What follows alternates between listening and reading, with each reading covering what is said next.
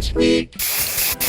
Welcome to day 2 of Netflix Geek Week 2022. Today is film day. I'm Jaden Martell. I was recently in the movie Metalords, and you may have also seen me in Knives Out and It. I have seen you in both. And I'm Reese. I'm that one guy who makes videos about working on TV shows and movies. I've seen you in those. Thank you. We've got a big day ahead of us, full of surprises, reveals, and even a dash of magic. Ooh. We'll get some sneak peeks, hear from some of our favorite actors and directors, plus share tons of first looks at some exciting new movies coming to Netflix. Like Day Shift, the vampire action movie with Jamie Foxx. I'm very excited for that one. Plus, Wendell and Wild, the new stop-motion movie from Henry Selick and Jordan Peele. That's an all-star combo right there. Exactly. We're going to get a nice deep dive on 2 upcoming movies. The first is the action-packed The Gray Man. And the School for Good and Evil will be sitting down with their cast and creators later today. Cannot wait. But first, it's time for some reveals. Let's jump right in the deep end with The Sea Beast. Calling all kaiju fans and Loch Ness Monster conspiracy theorists. Are you ready to get geeked? I'm Carl Urban, and I've got a Geeked Week sneak peek at the trailer of our new movie, The Sea Beast. I voiced Jacob Holland, a great legendary sea monster hunter who braves unknown waters on an epic journey to find creatures so ferocious it'll make history. Where the map ends, our adventure begins. Don't miss The Sea Beast on Netflix, July 8th. It's kinda hard to miss. These sea beasts are pretty freaking huge. There was a time when sea beasts would ravage our shores, and no ship was safe on the sea. But those days are over. Today, valiant warriors battle the beasts far beyond the horizon.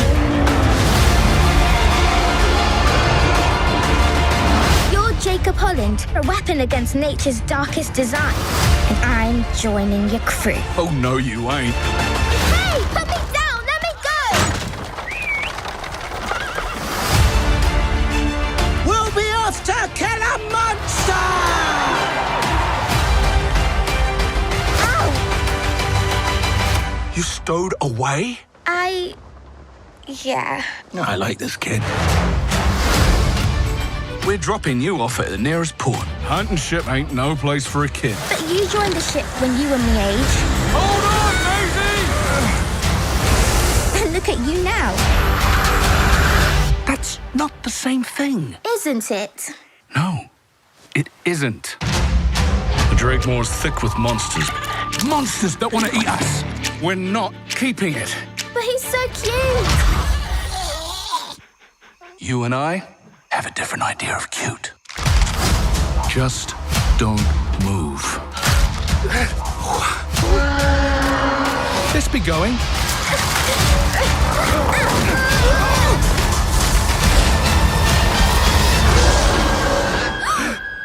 I see a fire in her. Same fire I saw in you. The monsters I can handle. We got it right where we want it. Wait, Jacob! That one. She'll be the death of me. I swore I would do everything in my power to keep people safe. You can be a hero and still be wrong. The ocean has sent us its worst, then we'll send it right back. Fire!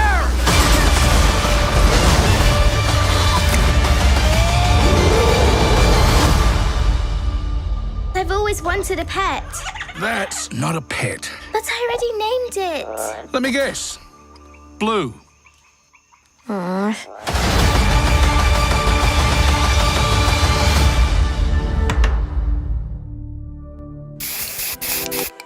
From Chris Williams, the director of Big Hero 6 and Moana, comes the epic animated adventure, The Sea Beast. Badass main character turns soft by the end of it. No, I love that. And I feel like Carl Urban's like the perfect person to do that. Perfect. Because the guy looks so menacing, but he's so charming. So charming. Yeah. Perfect voice. Yes, absolutely perfect voice. In addition to Carl Urban, The Sea Beast has an all-star cast including Zaris Angel Hattar and Jared Harris. Also, Marianne Jean-Baptiste, Dan Stevens, and Kathy Burke. We have a never-before-seen poster from the film. Nice. Yeah, no, I love it. Fortunately, you won't have to wait long to hit the high seas with The Sea Beast. It drops on Netflix July 8th. That's so soon. Yeah. Our next film is an exciting new project from acclaimed Norwegian director Roar Uthaug. Let's check out an exclusive first look at Troll. Gjort av jord og stein. Med snø rundt hjertet. Is til bein. Fra mørket kom det. Og lyset denne vei.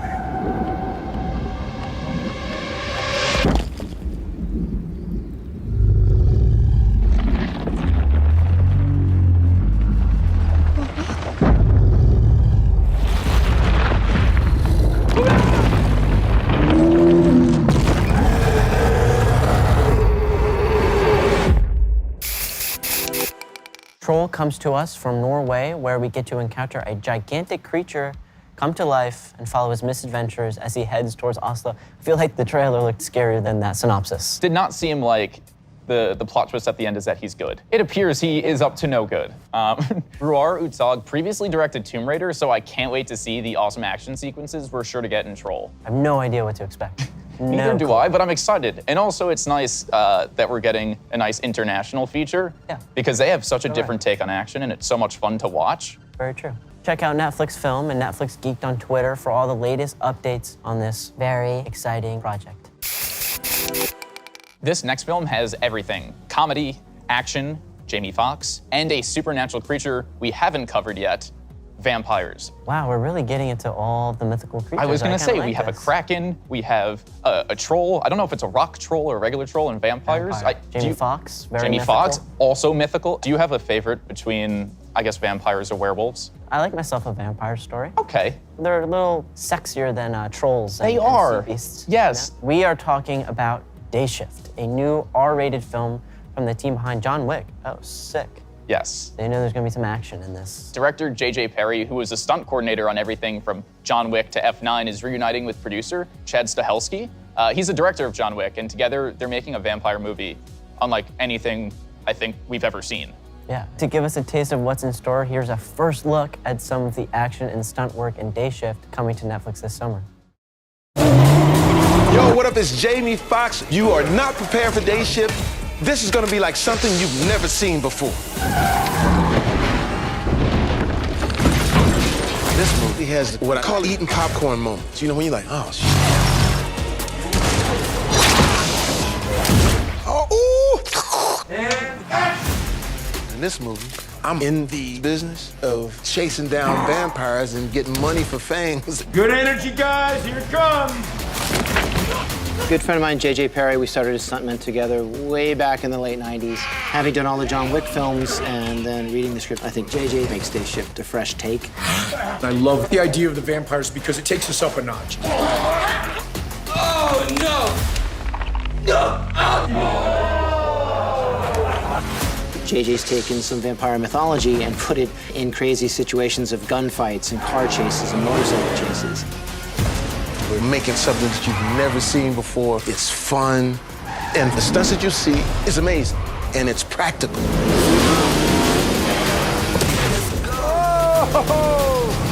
The way JJ uses all of his stunt women and men is brilliant. So I cannot wait for people to get a dose of this and find out how to kill vampires right here on Day Shift.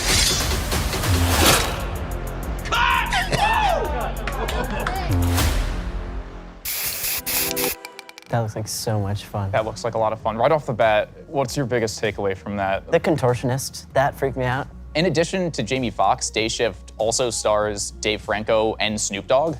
That is crazy. That is so fun. Did you ever think you'd see Snoop Dogg hunting vampires in your life? I didn't, and I didn't know that I needed that. Yeah. I do need it. Up next, we're talking about a spine-tingling mystery coming from Spain, España. Exciting. Are you a fan of the mystery? Well, you've been in a mystery. I am a mystery. You are a mystery. He's an enigma. No, really not. This new slasher is called El Club de los Lectores Criminales. It's got fans really hyped. And we have a special intro from the cast. Check it out. Bienvenidos al Club de los Lectores Criminales. Sí, este es un club un poco diferente al resto. Se podría decir que a veces leemos libros. Pero no es lo único que hacemos. También cometemos crímenes. Huimos de la justicia. nos traicionamos entre nosotros. Y nos culpamos mutuamente. Y aunque no lo sepas, ya estás dentro de este club.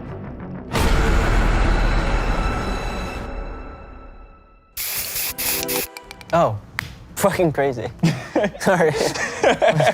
Are we allowed to curse? Yeah. Oh, cool. Oh, fucking yeah, Netflix. Too far. But yeah, no, that looks really cool. And I like that they don't really give anything away. They just kind of set that spooky mood. Setting the tone here. Yeah. They should have given us flashlights for this. Missed opportunity, guys. Yeah. But in this new movie, a creepy clown starts murdering the members of a college book club one by one. But they might not be as innocent as they seem. Sounds fun. Yeah. Yeah, who hasn't had a creepy clown chase you and your friends? Yeah, no, exactly. Been there. I was gonna say, that was, last Tuesday for us. Be sure to check out El Club on Twitter at Netflix Geeked. 3, 2, 1, blast off. Close enough. We'll be checking out the new sci-fi comedy Blasted, which comes to us from Norway and is actually inspired by a true-life UFO event. Oh. Yeah. Are you a big alien guy? Big alien guy. Do we believe in aliens? Yes, to an extent. I don't believe in like those little green guys. No, like I think there's like a planet of maybe like bacteria. What about you? Bacteria, yeah, absolutely. Definitely bacteria out there. But that's not exciting. So let's get blasted. Yeah. We've got an exclusive trailer for Blasted right here for you at Geeked Week. Er du klar for det her? Det kommer til å bli veldig, veldig intenst. Elsker intenst. Er det noen karer der inne som sier at de er det beste lasertag-teamet i dette bryllupet? Nei, det kan vi ikke ha nå. Shabib? Pure Jackman?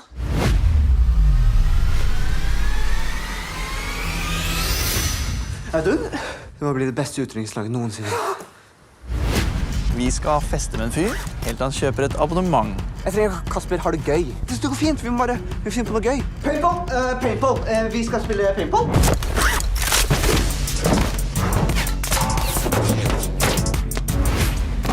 Jeg tror jeg skjøt noen. Er han dab, eller? Han puster jo.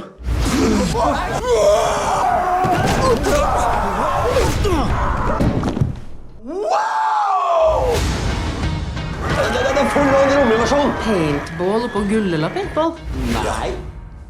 Hva er det? Det var jo, hva er det? Det var skriver om det. Om det er akkurat det som skjedde. Dere sier selv nok fiskere. Jeg kjenner på at vi sitter i en politibil og skal skyte aliens med laserpistoler. Bilbelte på!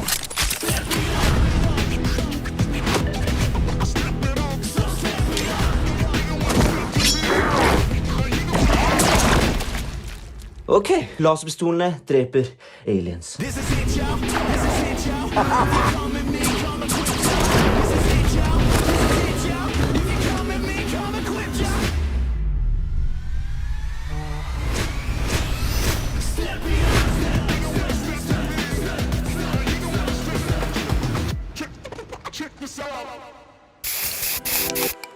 Blasted follows a career-obsessed workaholic, Sebastian, and a laser tag prodigy, Mikkel, two childhood best friends who are reunited for Sebastian's bachelor party. But when the bachelor party stumbles headfirst into an alien invasion, it's up to Mikkel and Sebastian to reunite as the kick-ass laser tag duo they once were and fight back. So this movie's like Hangover meets Hot Fuzz with UFOs in Norway. You should be writing the synopses. These are, that's pretty good. That's good. It's a good one. Genuinely, I'm sold. Elsa Pataky is a certified action queen, and her new movie, Interceptor, just hit Netflix this past weekend. In the film, Elsa plays a military expert in a race against time to save the station she commands. Sounds like some good action. I would love myself to one day be a certified action queen. It doesn't look like it's in the cards just yet, but who knows? The action sequences are fantastic in Interceptor, and Elsa is here to give us a behind-the-scenes sneak peek at how they brought these epic stunts to life. Elsa, take it away. I'm Elsa Pataky, and I can't wait to share with you my new movie, Interceptor. In Interceptor, I play this amazing role called J.J. Collins. It's a very strong, independent, fierce woman that has to beat everybody up. And I really enjoy doing it. We actually train really hard over 6 months, Fit training, gym, weights, getting strong, with an amazing team of stunt people and stunt coordinators. We get like almost like over 800 moves, like seriously, of fights. Stay tuned as we take you behind the scenes.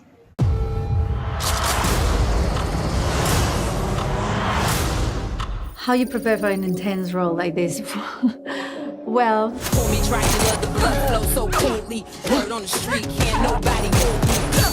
I always dreamed to do an action movie because I love to challenge myself. And when I read it, I was like, I'm in. It was everything you want an action movie. Interceptor is a big action movie, but the whole story takes place in this high-tech room. We knew very early on that the film would live and die on the quality of its fights. That all depends on the actor, how much she can be taught, how much she can learn, how much she can process, and how much she can deliver it. Fortunately, our actor is Elsa Pataky. Elsa Pataky is awesomeness personified. She got into physical shape for the movie. And we're talking Linda Hamilton, Terminator 2 fit. She did months of fight preparation. She was with us every single day, and she would just keep asking for more. Jade is just relentless. She never gives up. Never gives up.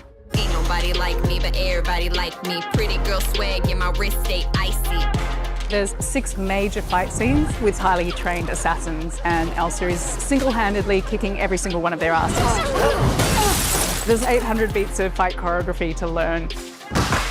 One thing that's very different in this film from other action films is that it's a female lead. If you looked at the characters that she's fighting side by side, you would say she's well and truly outmatched. But we move very differently to men. Men carry a lot of weight in their upper body and in their shoulders, and we carry it in our hips. So she's quick, she's agile, she gets around and in between, and she uses everything at her disposal to gain the upper hand. She uses the environment in a creative way in every single fight scene.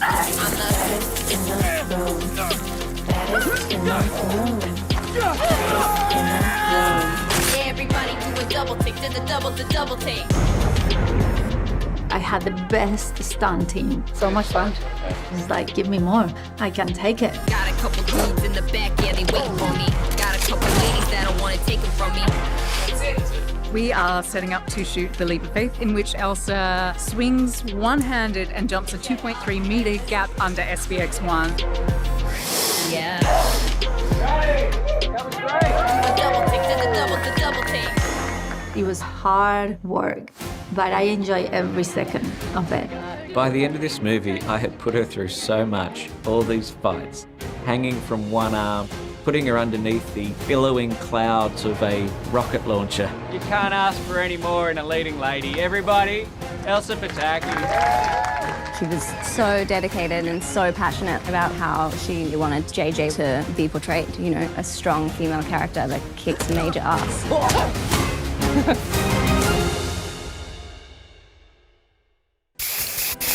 Badass. She was smiling through most of that. Yeah, what a beast. Interceptor also stars Luke Bracey and features a cameo from executive producer and Elsa's husband in real life, Chris Hemsworth.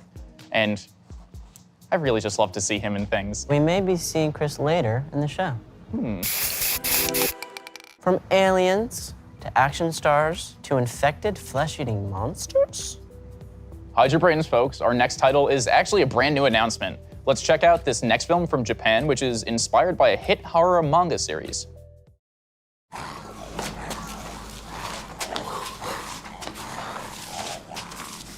Hello, Geeked Week。ゾン100主演の赤楚衛二です。ブラック企業での激務でその夢も希望もない毎日を送っていたアキラがゾンビの出現によって持ち前のその超ポジティブシンキングを発揮して底抜けに明るくサバイバルしていくっていう物語です。ゾン100原作者の麻生ハロです。作画の高田です。映画作品とかはゾンビ映画ももちろん大好きなんで純粋にもう映画ファンとして映像として自分の作品のゾンビが動いているのとかはもうただただ楽しみですね。自分たちが作ったものが、他の人が関わることによって違うものになるちょっとやっぱ面白い感じになってくれればいいかなみたいなのがあるんで映画ファンとして楽しみにしてます。ゾンビ映画だからすごいパニックものなのかなと思いきや、すごい前向きなポジティブな話だったので、新しい目線のゾンビ映画だなっていうふうに思いました。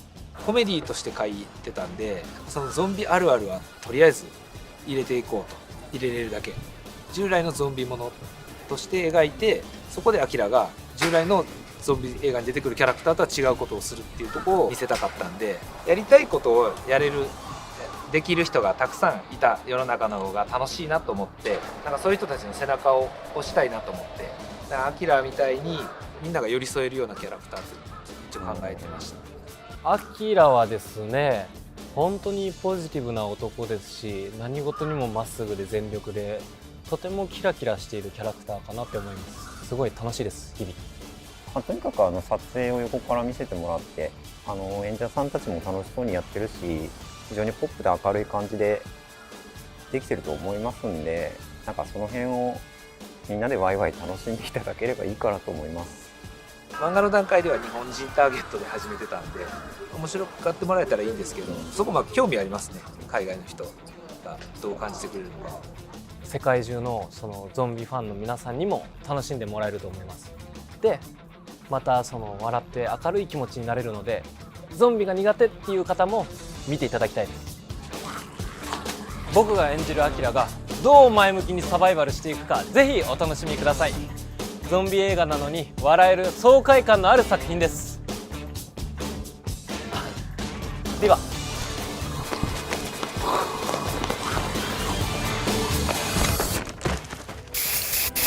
Zom 100, Bucket List of the Dead, is about Akira, a young man whose dull life is invigorated when a zombie apocalypse hits his town. Yeah, we're very excited to also be sharing a first look at Zom 100, Bucket List of the Dead. Let's see it. Honestly, this looks very fun. I like how well lit it is. I feel like a lot of times zombie movies will try to go into night and up that scare tactic, but this looks fun. He's on a bicycle. He could be enjoying himself. No. Probably not. The original manga series was penned by Haru Aso and illustrated by Kotaro Takata. And here is our Zom 100 star, AG Akaso, who's playing Akira. Very exciting news that this beloved manga is coming to Netflix. Coming up, Juju Strawhead Goofy is sitting down with the Russo brothers to reveal an exclusive clip from the new action movie, The Gray Man. And later, Tessa Netting catches up with the stars of the new Paul Feig movie, The School for Good and Evil. Today's Geek Week programming is literally just getting started. Geek Week. Next up, we're taking a look at Wendell and Wild. Now, this film comes from the delightfully wicked minds of Henry Selick and Jordan Peele. From The Nightmare Before Christmas to Coraline, Henry Selick has created some of the most iconic stop-motion animated movies of all time. Yeah, no, for sure. And did he traumatize you as a child? Well, of course. Combining that with the hilarious duo Keegan-Michael Key and Jordan Peele in the starring roles, this is truly, genuinely one of my most anticipated movies of the year. We've got director Henry Selick here with a sneak peek from Wendell and Wild. It's Geek Week! Geek Week. Don't forget your eyeballs. Wendell and Wild will be there. Get geeked! Bring it out, bring it out, bring it out, bring it out, bring it out, bring it out, bring it out, bring it out,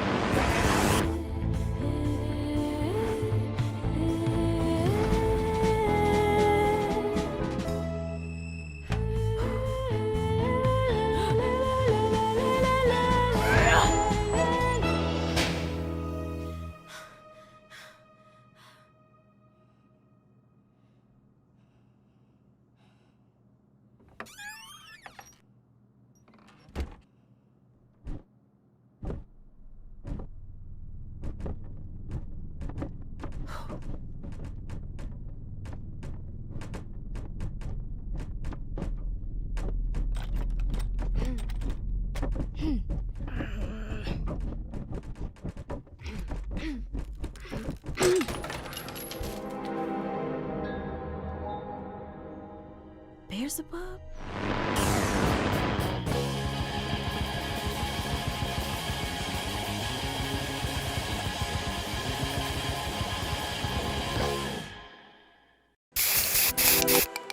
Wendell and Wild is a tale about two demon brothers, Wendell and Wild.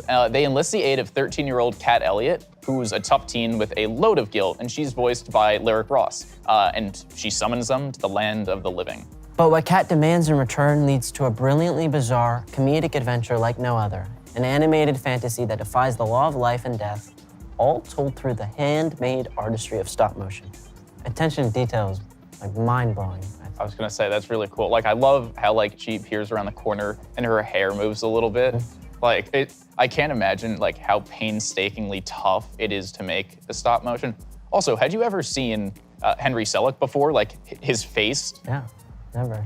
He seems like a nice guy, which is very surprising from the stuff he makes. I'm excited to see what Key and Peele, how they fit into this universe. Wendell and Wild also features the voice talents of Angela Bassett, Ving Rhames, and James Hong. What a cast. No, it's genuinely hard to believe it's been 13 years since Henry Selick's last movie, Coraline, was released. That's wild. No, isn't it? Like, it genuinely, like, 13 That's years Wendell old. and Wild, some would say. That's pretty good. But that. Our next title is Spiderhead, starring Chris Hemsworth. The best way I can describe Spiderhead is like Maniac meets Squid Game with just a dash of Black Mirror. And I like that. Yeah, I like no, the sound so of I that. feel like we're gonna get some like cool sci-fi elements and it might get dark. Let's check it out. Yeah. Hello again. Sorry I'm late, Mr. Amnesty. Not late at all. That's Spiderhead. We're proud of our work. Your presence in this facility, while technically a punishment, is a privilege. Where have you been? Drug study? In science, we have to explore the unknown. They've been testing me up and down. A lot weirder stuff than usual. This is new frontier stuff here. Before we begin, I need your permission to administer 1040. This place can really mess with your head. Drip on. Acknowledge. Drip on. Acknowledge. Acknowledge. Yeah, acknowledge. Let's do this. Are we getting this?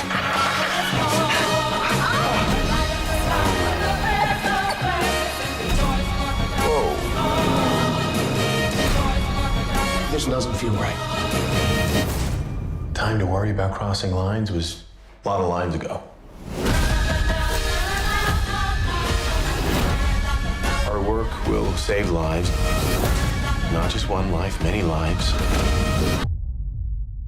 We're making the world a better place.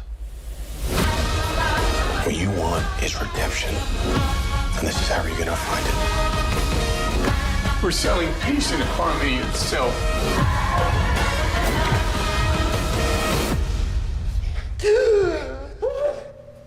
Beautiful people get away with too much, and I say that having benefited myself from time to time.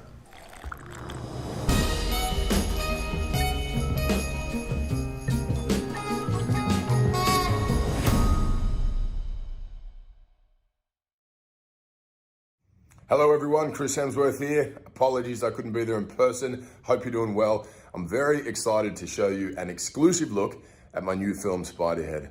It is a futuristic thriller set in a state-of-the-art penitentiary where inmates have an opportunity to have reduced sentences by volunteering for experiments involving mood-altering and mind-altering drugs. And this is all under the guise that it's for the betterment and benefit of mankind. But as you can imagine, it's not quite the case. Check it out. It's unique and exciting. Hope you enjoy.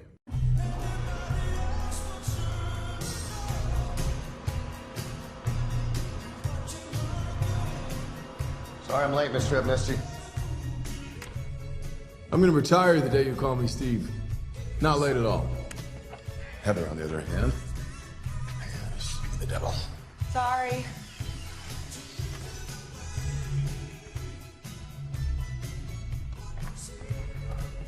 All right. Oh, how rude of me. Jeff, Heather, Heather, Jeff. For the record, either prior to or during your incarceration here at Spiderhead, have you two ever spoken? No. No. Ever interacted in any way? Did I not just say no? No. So what do you think?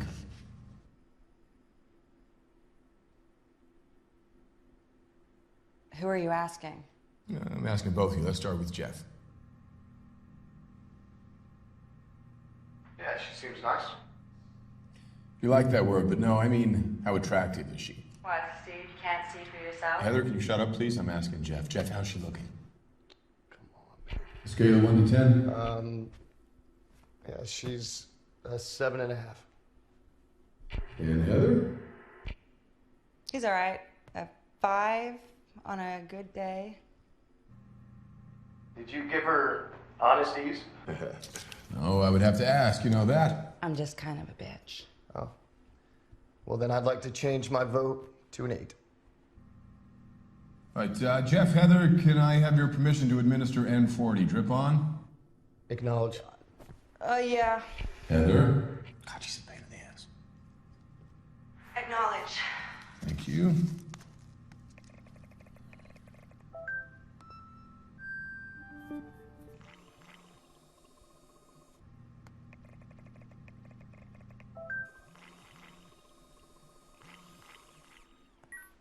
Come on, guys. Words, words, words. Okay, yeah, she's starting to look pretty good. Yeah, she's looking really, really good. Heather?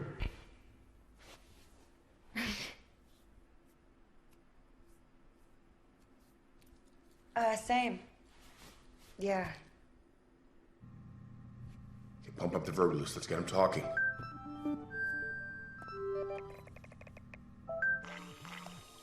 God, she's so beautiful. Yeah, don't tell us. Tell each other. Oh my God. You're stunning. You're gorgeous. I'm so sorry. I don't know why I didn't see it before. It's okay. You're the most beautiful thing I've ever seen in my life. Thank you. Wow. Yeah. I could. Yeah. I could.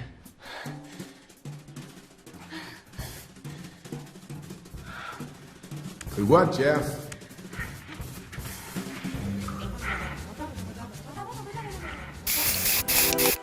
You weren't lying with the Black Mirror, the Maniac, the Squid Game. No, like I hadn't really known much about it going in, but that looks really cool. Looks very cool. I don't know where they're gonna go with this. And is Chris Hemsworth a good guy? Is he a bad guy? I don't know. I'd kind of like to see him be the bad guy. Yeah. Because I feel like he always plays like the good charming type. And it'd be kind of cool to see like that dark, like what are... Bad charming type. Yeah, like this little app thing. What are the ulterior motives? Joining him in this stack cast are Miles Teller and Jurnee Smollett. And, well, you know, the soundtrack is beautiful. Yeah, the Doobie Brothers, wonderful touch. Whoever decided to put that in there, good job. Spiderhead is coming to Netflix on June 17th. Oh, that's really soon. Be sure to follow Netflix Film and Netflix Geeked on TikTok for all the updates. And that's it for today's Geeked programming. Whoa, wait a minute. Hold on, we're not done just yet. No? No, we couldn't let this year's Geek Week pass without an update from this special guest. Hey Geek Week, I'm Zack Snyder. And I'm Sofia Boutella. We're on the set of our big new movie, Rebel Moon. It's a giant space opera with visual effects. Sci-fi fantasy. Crazy action, right? Yeah, about a bunch of misfits that come together against all odds. So you've been training hard. Yeah, for months now, and we just started shooting. And it's so far awesome. We have an amazing cast, exciting costumes and makeup, and characters that you won't believe you're looking at. Yeah, some aliens and all sorts of craziness. And really proud of the team that I have working. They're doing an incredible job. So really, for me, it's a dream come true. So thank you, Geek Geek. Oh wait, before I go, keep your eyes peeled. There's gonna be a bunch of stuff we're gonna be dropping along the way. Content, maybe some videos, some stuff from on set. So keep your eyes up for that and enjoy. Thank you, Geek Week. Thank you, Geek Week. Well, that's exciting. I was gonna say, that looks really cool. He also is able to wrangle an amazing cast for like every movie he does somehow, which is like kudos to him. Right, because he has that appeal. He does have that appeal. In Rebel Moon, a peaceful colony on the edge of the galaxy finds itself threatened by the armies of the tyrannical Regent Belisarius. I don't know what that means, but I'm intrigued. They dispatch a young woman with a mysterious past to seek out warriors from neighboring planets to help them take a stand. I like to imagine she goes to each planet, walks into like a bar, and is like, I'm assembling a team. Probably better execution, though. I think she'd give it with like much more oomph, as opposed to my, come on guys, like let's go. We're gonna make a team. Yeah. And one of them's like, no, I'm not doing it. And then you're like, no, I would immediately give up. Okay. Every moon I protect. Conquered. Zach would have loved to be here today, but as you can see, he's a little busy. He's a little busy building his epic adventure. I mean, a little offended. Like, how busy can he actually be? Bill, want to talk shit on Zack Snyder? But he does at least love us enough to send us a special message from the set of Rebel Moon. He's also hard at work on a few other Netflix projects. Army of the Dead, Lost Vegas, and Twilight of the Gods. And Netflix Geeked will have more news on those coming soon. Heck yeah. Okay, was that actually everything? You wanted more? Well, technically, there is more. Up next is a panel for the Russo brothers' latest film, The Gray Man, which stars Ryan Gosling, Chris Evans, and Ana de Armas. And a special look for The School for Good and Evil, and a discussion with the cast. But actually, that's it for us, so make sure to keep watching Geek Week all week long for even more releases, surprises, and everything geeked. Peace. Bye. Bye.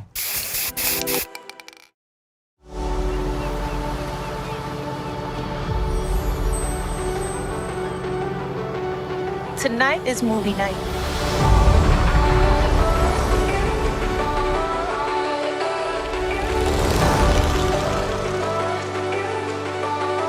In here is the great big world.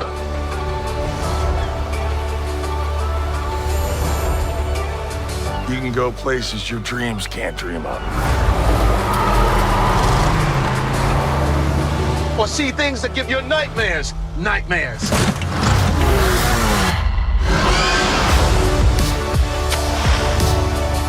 Hallelujah.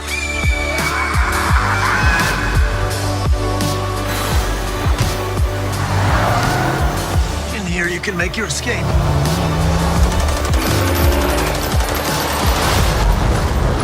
I already don't like you. Right back at you, sunshine.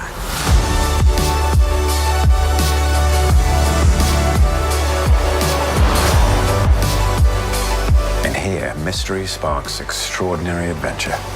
The real mystery is why everyone's talking to them. I thought that was my thing.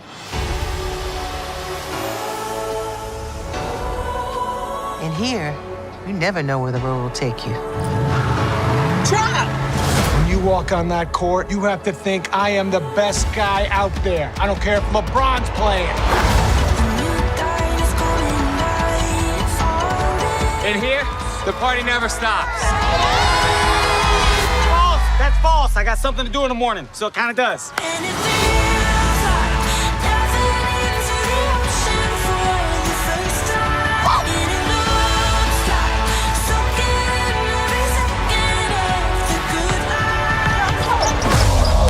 Are you feeling this? Kinda. You don't have to. I know it. I'm doing it for me. Okay.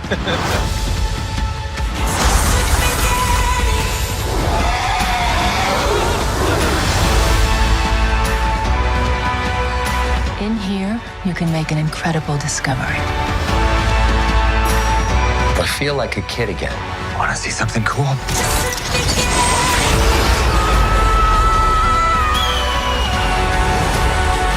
In here is the great big world. And every night is movie night.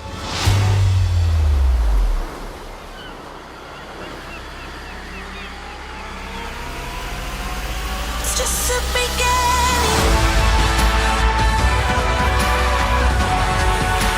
It's just a beginning.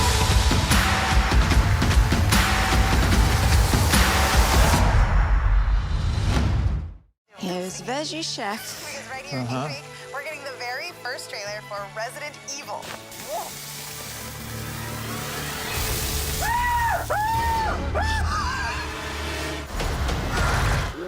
Netflix Geeked Week 2022, June 6th to 10th. Sorry. It's Geek Week.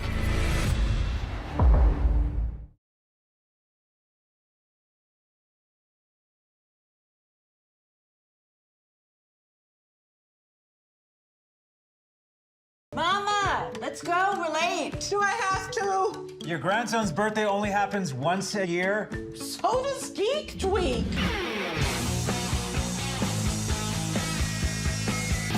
Stranger Things panel starts in 15. Sorry, it's Geek Week. Netflix Geeked Week 2022, June 6th to 10th.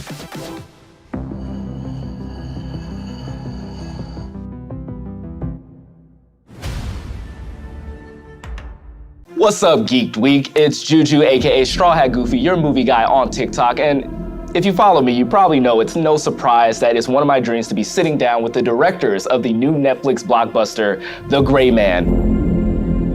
Joe, Anthony Russo, how are you guys doing? This, again, it's a dream of mine, but I want to know how you're doing right now. Great. This is also a dream of ours. Yeah, it's great to see you again. To me, great to see you. See, they remember, guys. Talk about that. We met like 3 years ago, and they heard me screaming at an Avengers Endgame screener, and I guess I've made an impression. You were wearing a Miles Morales hoodie, if I remember correctly. They giving me street cred, so make sure That's y'all know about that. But no, thank you for coming to the spot, man. Netflix Geeked, we're here. But let's talk about some of what you've done leading into The Gray Man. So you've made some of the biggest films ever. We're talking Infinity War, Winter Soldier, Civil War, You, Me, and Dupree, the paintball episodes in Community. You guys are just crushing it on everything that you're doing. What was it like doing this next challenge? What led you to doing something like The Gray Man? We love action films. I mean, we were geeks growing up, cinephiles. We loved everything pop culture. We loved movies. We loved television. We loved playing video games.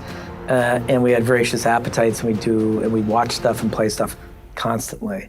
And then we would dissect stuff and talk about it. And we had things that we loved in common, and things that one of us would love and the other didn't, that we'd argue about. And so action films were always a constant with the two of us. I think what we love about it is the sort of the high level choreography that goes into it, the high degree of difficulty that's involved in making an action movie. There's a lot of nonverbal storytelling moments in an action film. I think one of our favorite things in filmmaking is just being able to shift gears on the audience. You want to give people a ride where they can't expect what's going to happen next. We also love the thematics that go with this sort of characters that are in death-defying situations, and how they stare down death, and how that defines who they are as people and as a character.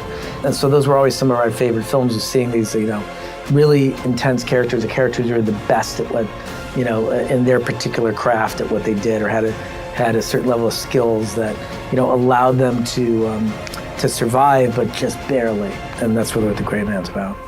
Fans of the thrills. I love that. We love that. Can you tell me a little bit about The Gray Man and what the story entails? Well, The Gray Man is about an agent in the CIA, and he is in a special program called the Sierra program that takes prisoners of a certain profile and basically offers them a way out of prison. And wipes their identity, turns them into a ghost, and trains them to be the best assassins in the world.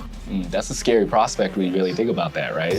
People who don't have anything to lose. Yeah. You take everything away from them and say, here. And that's what he's trained. The reason he's called the Gray Man is, it's his job to disappear his identity, but also to disappear in circumstances where he's been sent in to kill someone.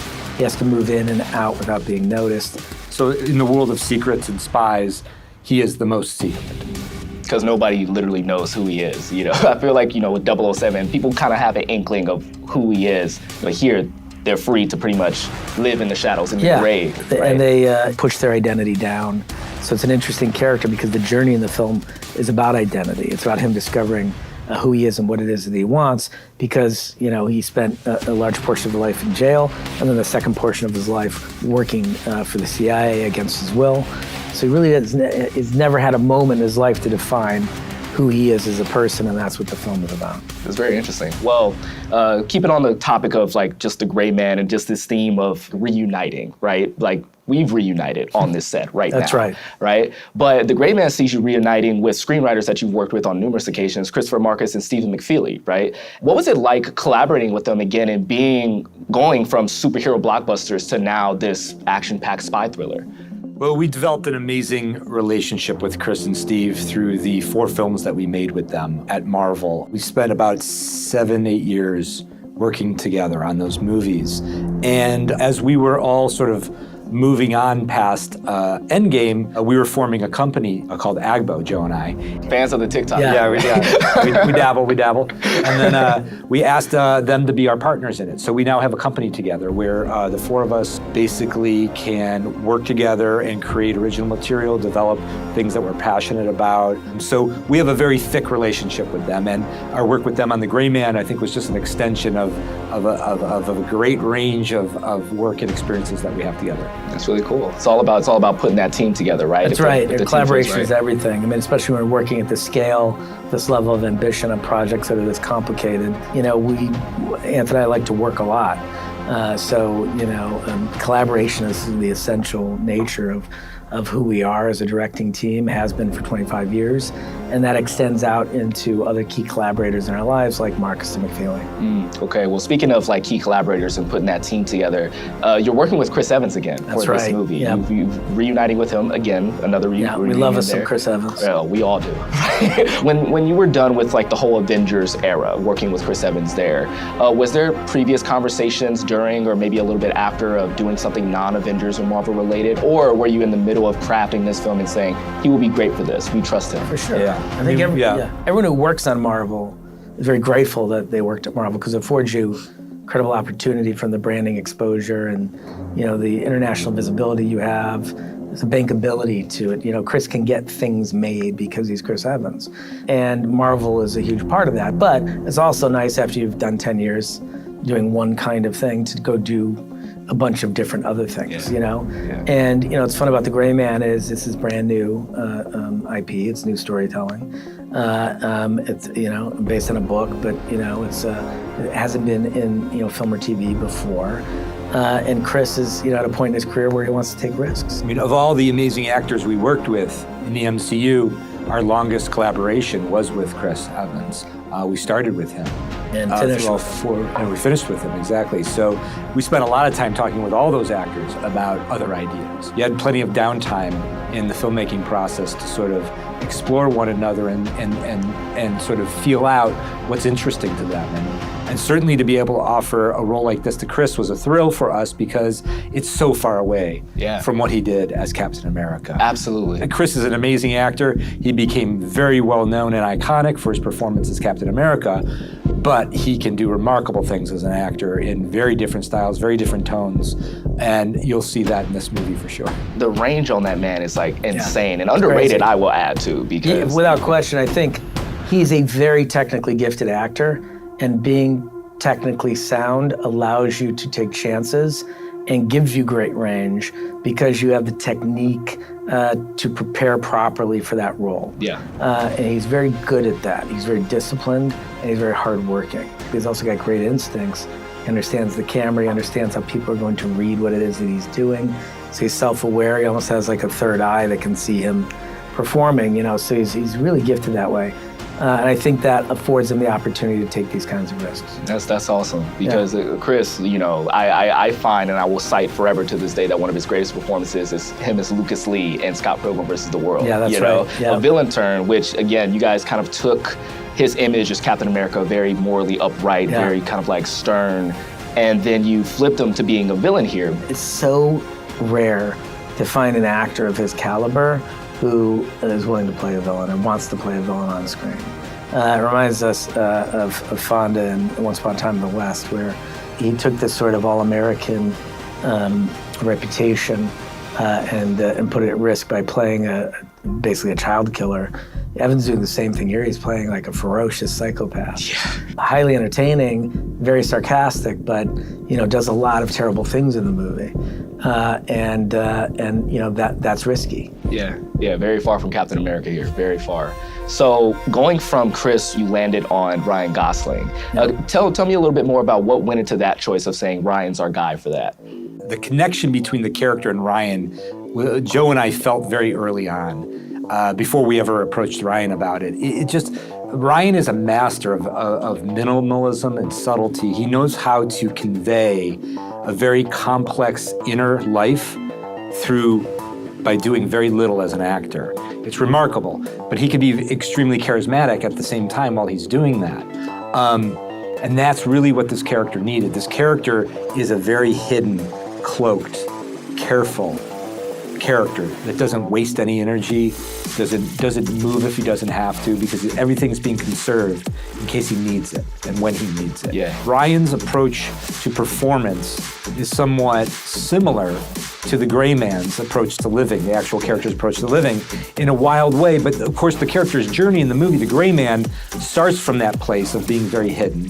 And through the movie, through his relationships in the movie, he's forced to come out. He's forced to commit at an emotional level to the people around him and the people that he cares about. And so, of course, Ryan, again, with that, his ability to create a very complex and compelling inner life, that just kind of blossoms as the movie goes on. And he's the dream actor. He also has a very witty and quirky sense of humor. Yeah. And the movie has a very quirky tone at points. So, he checks every box for this character. I mean, Ryan's just spectacular. Yeah, I love how you talked about his ability to kind of mask a lot and do a lot with very, very little. It definitely takes me back to his performance in Drive, right? How he doesn't really have a lot of dialogue there. It's literally just like an internal type of story. Master of minimalism. And he crushes it here with that same sentiment as well. It's amazing. Well, guys, we can't talk about bringing like this badass story to life without hearing from those two leads that we just talked about, Ryan Gosling and Chris Evans. So we caught up with them on set to hear in their own words about bringing this movie to life. Let's take a look right now. The Russo brothers reached out to me about being in this film, and it was really exciting because, I've always loved action movies. To get to be a part of something like that was really exciting, and to be able to do it with the Russos was even better. Being able to work with them again was a real treat. With those two, they could ask me to do anything and I'd do it. I'm excited for an action movie, a true action movie, to have so many good characters and so many good performances. All the fight sequences were challenging. They were all very different from one another. We tried to find a way with the action in every situation we were in to really, be in the space that we were going to be shooting, and then find a way to really use that environment. The Russos, they know every detail of action, why the score worked or why the lighting worked or just the speeding up of frames and everything. They're incredibly attentive to the detail, specifically with action. Man, so how does it feel having those two guys speak so highly of you the entire time? We pay them well. They're happy. them really well. They're happy with their deal. No, they're amazing people. And here's the thing about both of them. They are actors, but they are also filmmakers. And I think that's why we connect so well, is because they are people who are paying attention to not only what they're doing as a performer on the set, but they're paying attention to what everybody else is doing and how they relate to them as a collaborator on the set. And that's the dream kind of actor. We love working with that kind of actor who is as conscious of the people around them as they are of themselves. Yeah. And it's fun to see how much they're observing and how much they're sort of following in our process. But I can tell you, Joe and I feel that on set working with them. Yeah. A lot of similarities in the way that we work. Anth and I, because we're a duo, we have to talk out everything. So when we get to set, our process is really disciplined, very prescribed, focused. We are available to improv, but that's because we're so prepared. So we're okay throwing out part of the plan because we know we can always fall back on it if we need to. And both those actors are very similar to us, where they're thorough, they're prepared, they're very sound technical training, and we all like to work the same way. So we all had a great experience together. That's really cool. And again, I think that goes back to what you were saying, like that team of collaboration and just everyone having that spirit of wanting to create something cool, something awesome, something good.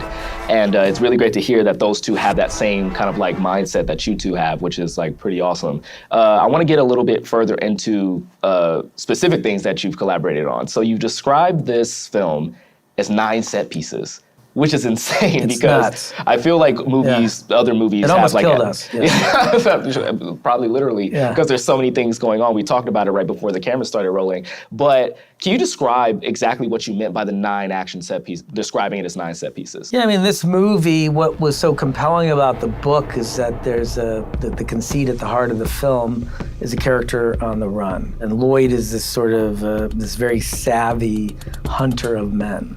And Sierra Six, who's played by Ryan's character, is impossible to catch. That's really the exercise of the film.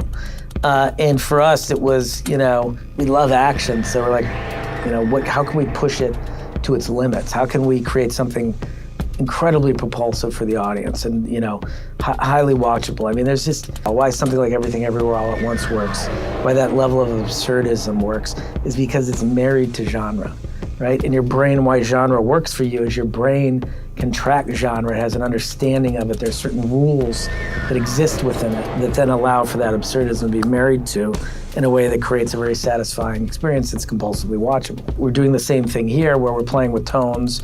You know, there's a level of quirkiness to this movie that is unique for action films.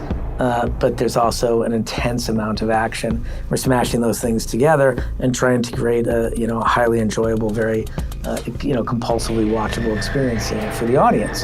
It's because it's what we like, you know, and so I think, you know, hopefully it's going to be, you know, feel like a throwback action film in a lot of ways for people. I can tell the geekiness of how you describe this. Like, I can tell there's so much inspiration from films past that like really informed like the action set pieces here and everything like that. You also did that with Winter Soldier, throwing it back to the 70s spy thrillers of the past as well. But you filmed so many action scenes over the years with Chris, obviously, so he's kind of indoctrinated into your style of action filming. But Ryan hasn't necessarily done action like this before. Like, we've seen him in Blade Runner 2049, we've seen him in things like Drive, but this very different action than what you guys do. And again, you guys have your very unique It's physical, it's kinetic, it's dynamic, you know. We ask actors to train very hard for it. We like the actors to execute most of the action, as long as it's safe. And you want your brain going, that's a stunt player. So we do push them very hard. And Ryan took to it like a fish to water. He really worked his ass off. He's in incredible shape for this movie. I think the best shape of his life, and he understood that, you know, what it is that you do with your body in an action film informs in a lot of ways who you are as a character. Yeah, that's what Anthony and I like about it. There's almost it's like a cave painting in a lot of ways, right? Like it's demonstrative in the way that it communicates to an audience, the action genre. So, and I think he really understood that.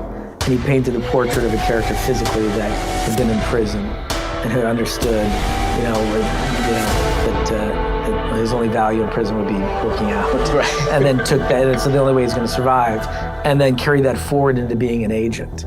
And so his body's scar covered and he's chiseled. It affects the size of his neck. There's lots of little subtle things that it did to give his performance this quality of like an ex-con. Right. You don't want to have, you know, all the show and no go, right? That's like right. He has the show. Right. And as we're about to see in a little bit, he has a plenty of go. He has plenty of go. You guys brought an exclusive clip with you guys from We did. Man, right? Can you like get the people excited about what they're about to see? Like, what exactly are we about to see right now? I think this is a real hype clip because this is a very special moment in the movie. This is Gosling versus Evans. It's the first time that those two characters meet, the unstoppable force and the immovable object crashing into each other. You know, the movie really is a mano a mano, and it's unique to get a film like this because it's hard to get a movie star to play a villain. And Evans, again, being at that point in his career and wanting to take risks, you now have these two enormous movie stars going head to head with each other. And this would give you a taste of what that's like. That's really cool. Well, I'm excited to see that, to be honest. Let's take a look at it right now.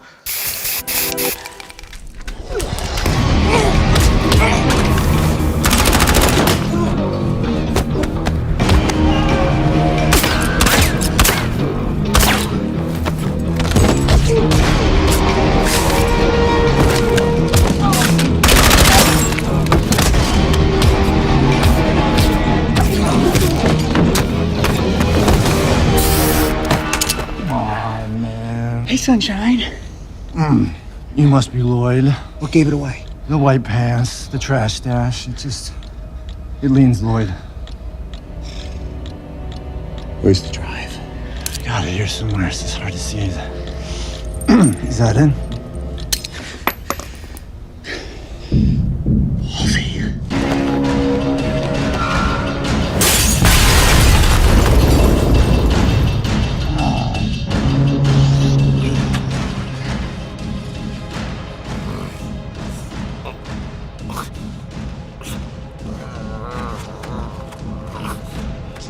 Pepper spray. Nice try, Pumpkin. What's that shoe at you? Why? You want my foot in your ass? Ah! Shit! Mother.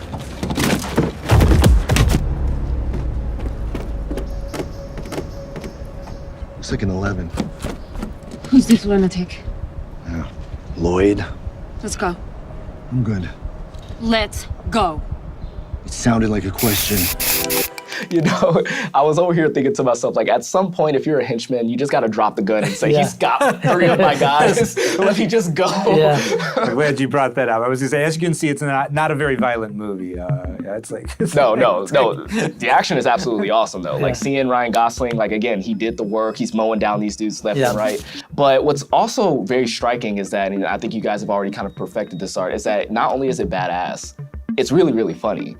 And that's very hard to kind of like balance with, you know, having a badass moment and then throwing in a joke to maybe compromise that. But you don't compromise it. It's really just a tete-a-tete between Ryan Gosling and Chris Evans. Can you talk about balancing that? I think Joe and I like to play with tone in very sort of odd mixtures. And the reason we do that is because, you know, the audience doesn't know where you're going to go next. You know, part of that scene we just watched is really brutal and kind of shocking. Absolutely. And then all of a sudden it twists and can become very witty and sort of strange on a character level. Yeah. And then sort of the dexterity, the ability to be able to pivot between those kinds of ideas as filmmakers and as performers is difficult. And it's something we like to play with because it's just exciting to watch. Yeah. The thing is, it's like the two of them are, like you said, assassins at the top of their game, like masters in their craft. And so there's almost an edge of competitiveness in the fight, right? They're super confident in what they're doing, so it's almost like that trash talk of like, I'm gonna get you, and you're gonna know that I'm gonna get you, and I'm gonna enjoy it. And that's like the cool thing about seeing that humor come through, and that's what you can kind of see how that informs the action scenes. Now that we've gotten fans hyped for The Gray Man, they still have about a month and a half to wait until the movie actually comes out. Do you guys have any last words to help tide them over until the movie is released? I'll say this. We've talked a lot about Ryan Gosling and Chris Evans, but you know, also have to remember there's Ana de Armas, Billy Bob Thornton, Alfre Woodard, Reggae Jean Page, Danush. You know, it's Jessica Henwick. The cast is dynamite in this movie, and there's a lot of places to go other than those two guys up front. That's awesome. I'm really excited for Ana de Armas and Danush. Like, between the two of those, like seeing him, like this is his introduction into Hollywood, right? That's right. This is his very first Hollywood film. He's fantastic. He's a huge star over in India as well. So I'm really excited to see him getting that. But Joe, Anthony, thank you so much for taking the time to sit here and talk to me about just movies and this film in general. Like, so excited for The Gray Man. So excited for everybody to see it. Can't wait to find out what our next epic reunion will be. Awesome, man. Looking forward to it. All right, for those of you at home, there's plenty more in store for The Gray Man before it comes out on Netflix July 22nd, so be sure to follow Netflix Geeked and Netflix Film from all the updates. And also, don't forget to follow your movie guy, Straw Hat Goofy, on TikTok, Instagram, YouTube, just follow me everywhere, just you see it. That's it for us here, but up next, you're going to be hearing from the stars of School for Good and Evil and getting a sneak peek at the upcoming Paul Feig fantasy film. Before we let you go, though, let's take a look at the badass Gray Man trailer one last time. What do you know about the Sierra program? Reckless mystery men you guys send in when you can't officially send anyone else. The Gray Man. Lloyd. I got an urgent locate and destroy. That could be fun. The man's got some street cred.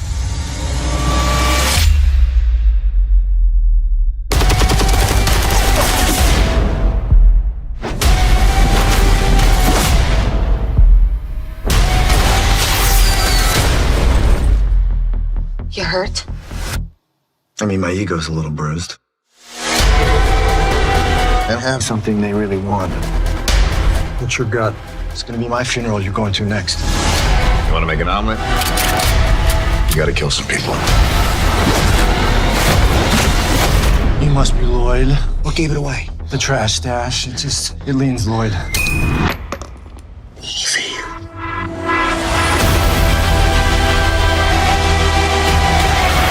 I'm about to put a hit so big on your boy's head that even his most loyal allies won't hesitate to drop a dime. Every grade A wet team from here to Reykjavik will be vying for the prestige of killing the infamous Sierra Six. I can kill anybody.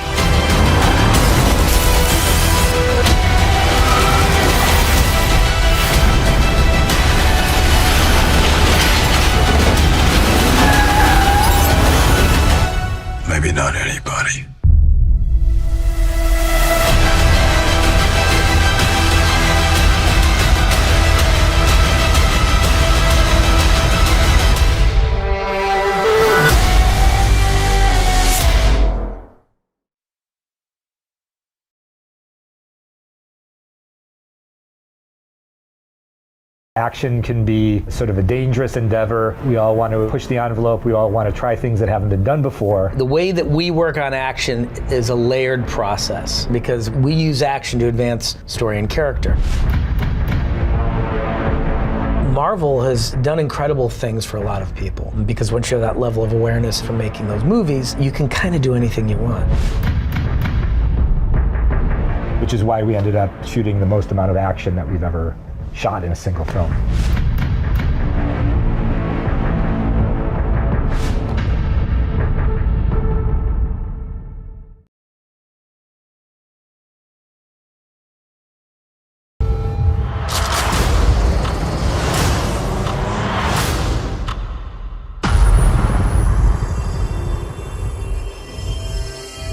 Navy runs the boat. Army handles the missiles. Captain Collins reporting, sir. Everyone wants to be anywhere but here. We're the only interceptor platform protecting from a nuclear missile attack. We have a situation.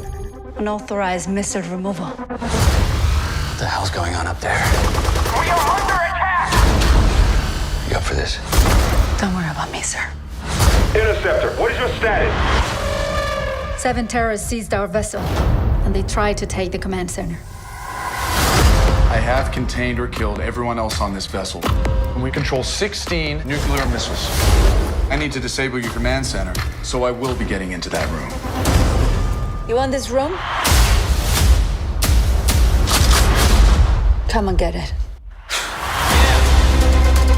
We don't have time to evacuate cities. Hold that room. Did you just stab that dude in the eye with your gun? I'm the one in charge. We want to get out of here alive. Not going so well for you, is it? You plan for every possible outcome, but you couldn't plan for me.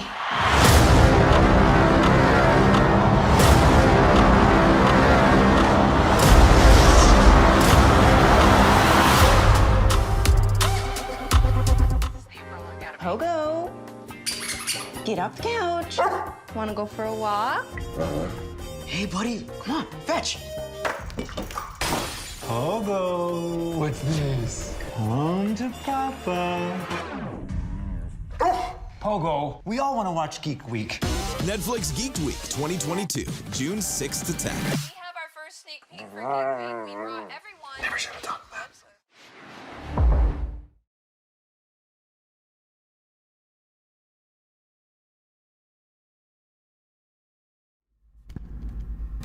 Hello again. Sorry I'm late, Mr. Abnesti. Not late at all. That's Spiderhead.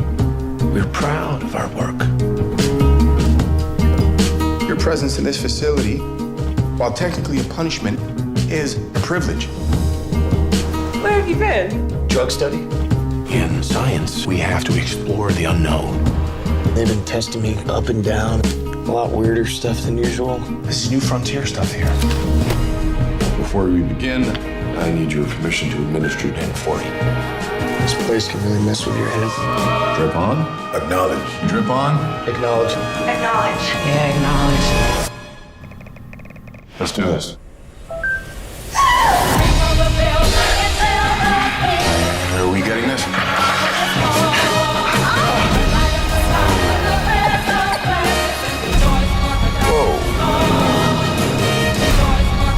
This doesn't feel right. Time to worry about crossing lines was a lot of lines ago. Our work will save lives. Not just one life, many lives. We're making the world a better place. What you want is redemption. And this is how you're gonna find it. We're selling peace and harmony itself.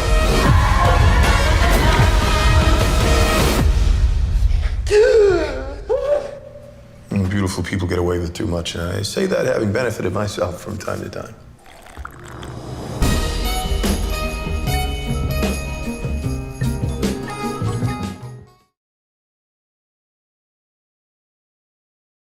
What's up, Geeked Week? My name is Tessa Netting, and I am so excited to bring you some updates around one of the Netflix movies that I cannot wait to see this year.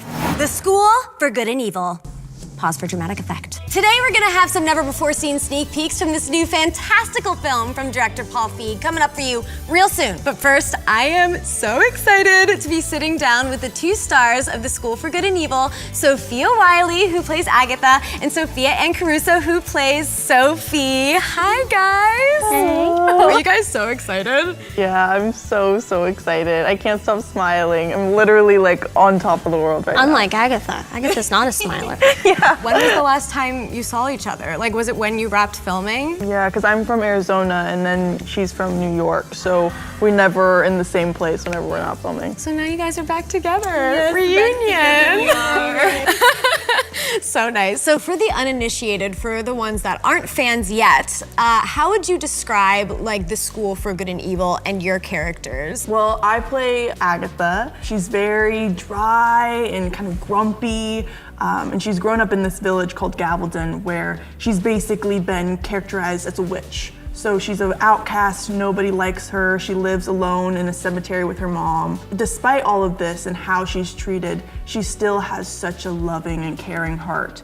And the person that she, I think, loves the most is her best friend, Sophie. Their friendship throughout the film is, I think, the most prominent part. It's so beautiful, and you can see that it perseveres past all of the chaos that ensues. Yeah, we think that Agatha is the witch, and we think that I am the good girl, and little do they know, some things go down. It gets a little rough, but when people ask me what it's about, I say it's about friendship and seeing eye to eye, seeing the good and the bad in each other and accepting it and loving each other. And it's about discovering both sides of yourself. It's not just about discovering that you're beautiful, as we have a lot of themes of that in the book. It's also about discovering that you're evil, and you're kind of ugly, and it's kind of bad, but like, it's in everybody. Everybody's got a little bit of both, so it's the balance of those. And friendship, which we already have, so. It was pretty easy on screen to have it because we immediately connected. So fans got their first sneak peek at The School for Good and Evil earlier this year when we saw a bit of Agatha in action at Netflix Film's 2022 movie preview, and let me tell you, they lost their minds. What did that response mean to you, seeing their reaction and knowing that you are Agatha? I was so happy to see that the fans of the books were accepting of both myself and Sophia Ann as our characters, because I know how much fans of books care, because I am a book fan, and so when I see my favorite book being turned into a movie or a TV show, I want to know, who are these people going to be? They have my precious love in their hands, and it really is like a life or death situation, but I'm really glad that they're liking it so far. Oh, they are so excited. We put the call out actually to some fans for some questions, and the Netflix Geeked community, they showed up. So first up from Lore889 on Twitter, they want to know, would you guys be an ever or a never? Yourselves. Oh, we 100% know this. We know the answer. Go ahead, why don't you? Okay, do you want to say mine and I'll say yours? Oh yeah, let's on the count of three? Yeah, okay, so I'm gonna say what Sophia Ann is and you say and what I am. Wiley is, okay. Okay, 1, 2, 3, Good. Never. 100% princess over here. 100%. And you're not like a villain, but you just are like a baddie. Like you just walk into every room and you command it. I remember like that was something I noticed during our audition. I was like, oh gosh, I think she already booked the role. Like I had no clue whether we were both auditioning together or if I was just auditioning by myself and she had already booked it. You were so calm and collected, and you just knew that you had it because she is Sophie in the best way. You gotta walk into a room with that kind of confidence or nothing's gonna work out for you in this life. You gotta walk into a room like, I got this. Yeah, I think Sophie's kind of got that too. She's like, excuse me, this is my world. And your outfits reflect that perfectly. So I know, we weren't sure what we were gonna wear today. Come on, we said black and white, good and evil. Yep, good and evil. You guys nailed it, really. So Laura on Instagram wants to know, what was it like putting on those incredible costumes? Who's gonna talk about the corsets first? Honestly, I think you had the worst with the corsets. Every outfit was a corset. Best. It was the best. Yes, but there were days where both of us would be like, it was amazing. I loved it. Can't breathe. I liked it though. I was like, I need more. My poor dresser, her hands were hurting from having to pull the thing so tight. But that's very Sophie. She would have, it would be cinched to the gods. So, yeah. So it was. The costumes were amazing. I mean, really transforming, and it was such a collaborative process getting to help create them in a way. Really? Yeah, I've never really had a more collaborative costume design experience. So in pre-production, before we were even having fittings, I had a call with the costume designer and she showed me all these ideas. I was like, oh, well, you see, I've already started a Pinterest board. And she goes, I have a board, share it with me. So we shared our board and we had half of the same things pinned on our boards. So we text all the time and I'm always sending her new ideas. The costumes were so collaborative, and Paul Feig wants to let you have your essence on everything. So the costumes scream our characters, but they also scream us as individuals. Yeah, I think I had a pretty similar experience. I had done a couple of Zoom calls with Brene, and I was just filling every idea that I had. And I actually took a lot of inspiration from Bridgerton because I'm obsessed with that show. I had so many things pinned and so many ideas, and she was so accepting and so receptive. And it was very strange going into some of my first fittings and trying on these princess dresses and being like, how am I supposed to act like I hate this? I literally, every single dress I put on, I told them, I'm gonna piss my pants. That was my verbiage because I didn't have any other way to describe how excited I was. It was literally a dream come true. Yeah, I'm in a potato sack for first part of the film, but there's a certain point where we take a turn and my costumes are epic for the rest of the movie. So here's a question we got over and over again. Have you guys read The School for Good and Evil, and were you guys fans of the books before you got cast? Once you got cast, did you read any? I had a meeting with some wonderful producers, and they told me that they were making this huge film, and they were telling me the summary and the storyline, and I was the whole time I was thinking, I know this, I've heard this somewhere. And so after the meeting, I go onto my Goodreads account, look at my to-read list, and it's the first book there. I was planning on reading it. I finished the first one, and as I booked the role and was about to start filming, I was gonna read the second and third, and then I was like, wait, don't do it. Don't do it to yourself. You don't need to know everything that's gonna happen because then you're gonna start playing into all of that. So I had to literally restrain myself. I'd known about it for a long time and I didn't get around to reading it until I was, signing on to do the show. And at first I thought, do I really want to read this? Because what is it gonna do to what I was already planning to do with the character? And I'm glad, of course I read it. How could I not? I had to read the book and I loved it. It's amazing. And I've sort of cherry-picked the things that I feel about the character that I could best represent. I started reading the second one, I was like, don't get ahead of yourself. I like how you both had to restrain yourself. You're like, not yet, not yet. Yeah. So Zoe Smiley Face on YouTube asks, what line in the books or in your scripts said by your characters resonated with you the most? You're asking me to remember my lines? You go first. A line that I love where Professor Dovey has just shown Agatha that she is truly beautiful, that this perception that she has of herself that she's created because of what people have told her is actually all false. And she says to her, you've been beautiful all along. And there was no magic needed to make you this way. I really thought that was such a beautiful message to show that we all have this inner beauty about us, and it does not matter what we look like on the outside or what people tell us we are. We are all beautiful, and we don't need anything to change and fix that to make it more. Well, that's such a sweet moment. Yeah, it's very wonderful. A key moment. Yeah. You were talking about beauty, and I just thought there's a bit where I go, beauty is a full-time job. It is. It's it's a full-time job. That's just a side thought. But the important one, I think, and I'm saying I don't want to be evil. And she says kind of what Dovey said, which is you're not. And I grumble a little bit. And then you say, we'll always have each other. Mm-hmm. And that's the whole point, kind of. It's the best part of the whole movie, because what's better than a best friend?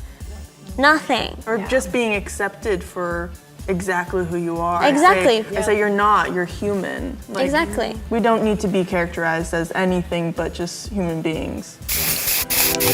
So we can't talk about bringing this beloved story to life without also talking to the School for Good and Evil author, Soman Chinani. Thank you. I'm so excited to be here with these two empresses. Empresses. Wow.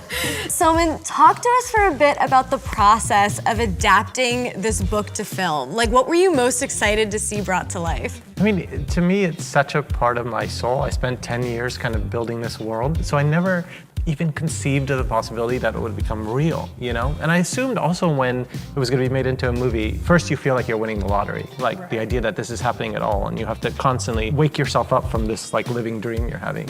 But then you also assume it's gonna be CGI, like the entire thing's gonna be this kind of pixel fest, you know? So to step on set and see the schools built to full life, and then see Sophie and Agatha brought to life by these incredible actresses, it felt like an out-of-body experience every step of the way because it's so kind of transcendent and magical. And I think it reminds all of us the power of our own creativity. What can possibly happen? These you know, experiences and thoughts inside of you come to life. It's been the greatest honor of my life, and I'm just very excited that all the readers and people who've lived in this world for, you know, the last 10 years like I have, we'll get to see it on screen. They did your baby right? Oh yeah, these two especially. I mean, you can't get a better Sophia and Agatha than the two Sophias. The two Sophias. I mean, Sophia squared. There are plenty of amazing magical schools in literature, and you know, I personally wish that I would have enrolled in some of them. What was your inspiration to make this story stand apart from the rest of those? I just have different energy. I feel like I wanted a magical school that felt like a Madonna concert. I wanted this kind of like high female energy that was like powering the school because it's always about a boy. It's time to move on from that and bring forth a powerful, you know, female pair. When you think of fairy tales, you think princess and witch. And what if they were friends? Because to me, a princess and a witch, in a way, are the same. They both can't find happiness within themselves. They need something outside themselves. A princess needs love, and a witch needs the princess dead. So that was really the engine behind School for Good and Evil. That is amazing. I love that. Next question is from Auntie Smoller on Twitter for Soman. What was it that Sophia and Sophia brought to these roles that made them the perfect choices for leads? You know what's so difficult about each character is, you know, on the page I have total freedom to create these contradictions within a character. Sophie is a diva and she's a glamorous and she's a narcissist, but she's also secretly compassionate and has a deep heart and is a great friend at the end of it. But at the same time, she's also like, you know, hard as ice at times. And to find somebody who could play all those aspects, because Sophie, in a lot of ways, is me. We've discussed this a lot. Someone and I are conjoined at the hip a little bit. Yeah, and we are very similar. Sophie's humans, unite. You know, where we look at someone like Sophia Wiley / Agatha, who is good to the bone, and we don't quite understand them. Yeah, we have had this conversation. I'm evil, guys. Secretly, deep down, I'm cool and evil. But can you say that without a smile? I'm evil. Oh God. You're smiling. I know, but With a little twinkle in your eye. Agatha was my conscience. You know, Agatha is what I know I should do. I think Agatha is everybody's conscience, you know? So Sophie was kind of, you know, behavior, and Agatha was the conscience. And so the difference between who you are and what you do, I think, is at the center of School for Good and Evil. And no one on earth can capture the kind of glow and humanity of Agatha like Sophia Wiley. I mean, they looked all over the world for Agatha because she's such a big kind of iconic character in children's literature now, and there was no one who could play her like Sophia, you know? It's true. At the same time, I remember being like, at the beginning, Agatha has to be grumpy and cynical and have that kind of slight evil energy at the beginning, and we were all like, but she pulls it off brilliantly. You guys both did a fake out. You really did. Their pairing is absolutely fantastic, and the friendship is so strong that it is really the pulsing heart of this movie. I mean, I gotta say, it is so powerful to see like two badass ladies at the center of such like an epic story like this. It is a dream. This next question comes from Melanie Sharpie Burgess on YouTube. What's your favorite scene in the book that you shot? I'm dying to know what your favorite is. Scenes. You each had two different scenes that I was sort of looking forward to. One was the wish fish scene, I thought, because I don't know how you filmed that scene. No, me neither. But to do it outside with, Kerry Washington as Professor Dovey, and the wish fish in the story are these, fish in the animal communication class that can read your greatest wish. You put your finger in this kind of magical lake and they tell you what your soul wants. And Agatha's wish ultimately is very revealing. And so to see that brought to life with you and Carrie there was just, that was sort of this chills moment. Beautiful scene. Because that really came from the heart. So to see it on screen was a big deal. And then Sophie, the two moments, one is kind of the fashion parade. And writing that in the book was one of my favorite moments. I think at some point she shows up in a chainmail bustier in the book, and my editor was at the time was like, "This cannot be in a children's book," and I'm like, "I'm not touching it." And so to see that kind of energy in all of your outfits, I thought was something amazing, and you play it so well. That was fun. It's so iconic. I think I agree. My favorite scene was the whole wish fish and stimp scene. There was a lot of things that were not there that I had to act with. And so I think that was one of the most challenging days of all, because I just remember talking to my mom and my dad, and I was like, I'm not looking at anything. I'm having to talk to things that aren't there and imagine, and it really made me have to channel my inner child and that imagination that you have, because there was so many things that I completely had to create in my own head. That's why I'm always encouraging kids to read, and because ultimately your imagination is the greatest power you have, and you can only develop that by reading in a lot of ways, because when you read a book, it's your version, right? So everybody who's read The School for Good and Evil, there's millions of different versions out there, and every kid has their personal one, and when they come to see the movie, finally this is a version they can actually share with their friends and family, but they're still gonna have their own, Each of you have your own, I have my own, we all have our own version of a story, but a movie gives you an opportunity to sort of collectively come together and show it off. Here's the question for you guys, I think, is, so the reason I wanted it to be about a female friendship is I remember growing up and in middle school and high school, the way that two girls would almost form this kind of union that was unbreakable. They would always be together, sleepovers, they would go to the bathroom together, they were just always together, always together. And then, a boy or a third party would appear at some point and create the slightest crack in the foundation of the friendship. And then the question was whether the two girls could get back together again the way they were. And I felt like that was a story I'd seen over and over in real life. And so I was just curious, your own experiences in life and whether you've seen that sort of play out. Absolutely. I've had a lot of girlfriends, and it's difficult, and Sophia knows this, growing up in an industry like this. And it's hard actually to find female friendships that are really genuine and lasting and solid, because it is this sort of there's a very competitive nature. So for me at least, there's been that, and it's always been difficult. And I think that Sophie has that competitive nature. And I think that Sophia Wiley, I think that we have the bond, is the point I'm getting at.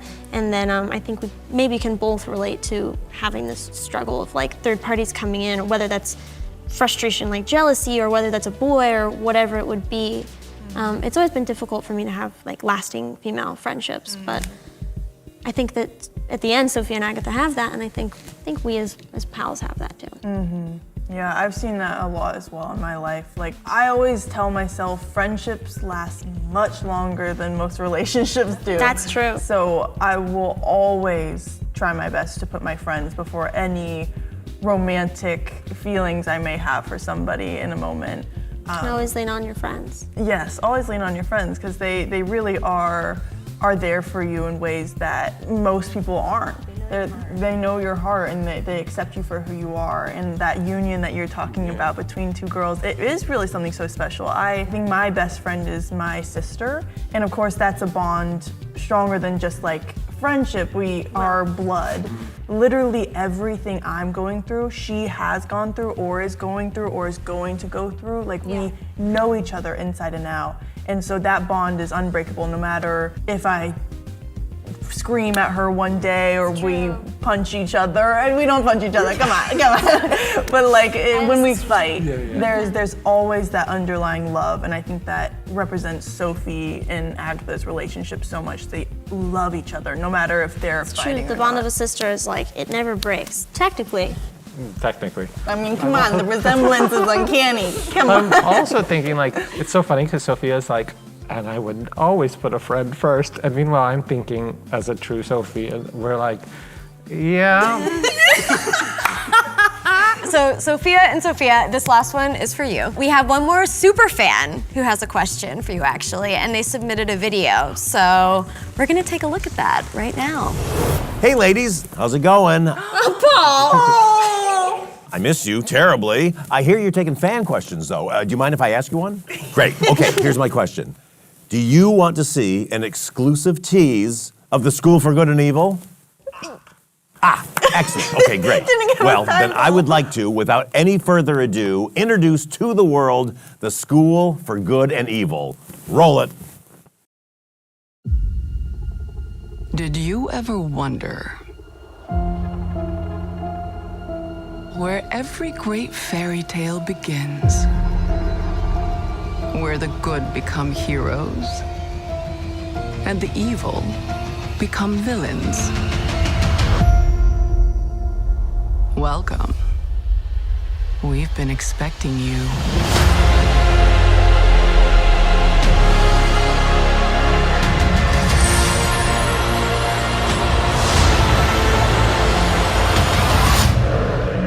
What was that?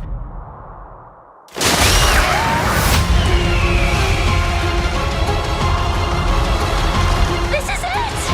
This is real!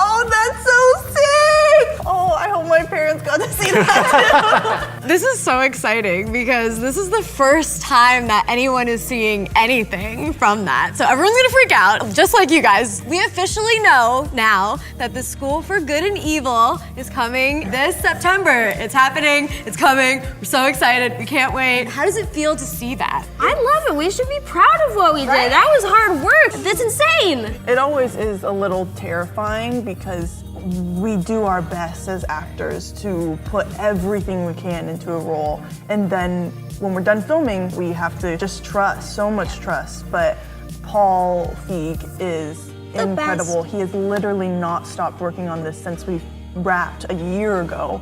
And I can see the work has really shown itself. It's so incredible, it's beautiful. It's so much like darker than I was imagining, but I love that. I love the look of it, the cinematography. It's just stunning, and it's so exciting to see. It's pretty cool. Soman, how do you feel when you see that? I just think that moment where the bird takes him towards the school is literally like, it just felt like ripped out of all of our imaginations. Like when she says it's real, like, that's a line straight from the book. So when I saw it, I just thought to myself, who's not gonna wanna see this movie? The whole world's gonna fall in love with these two girls very shortly.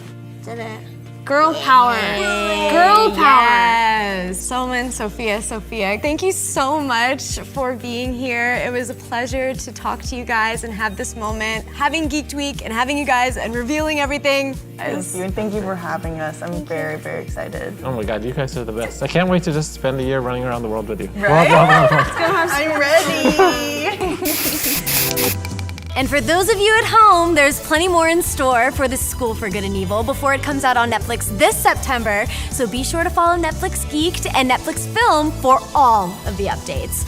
I'll be back here at Geeked Week this Friday for a live episode of the Geeked podcast where me and my co-host Princess Weeks are gonna break down all the best moments of Geeked Week, including this panel. Geeked Week continues tomorrow with a whole day dedicated to animation, so we'll see you there. Bye!